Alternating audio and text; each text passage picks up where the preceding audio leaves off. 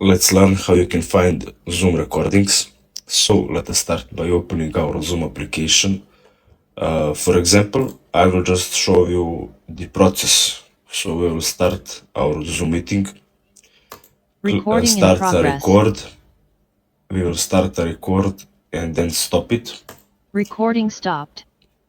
And as you can see here, the recorded file will be converted to MP4 when meeting ends. So we will end the meeting right now, and it will automatically open us this Zoom call meeting. If you can't find it or it doesn't to you, you can just click on Documents, and as you can see here, you will find the Zoom folder, and as you can see here, it will say date, time, and every call you have been in.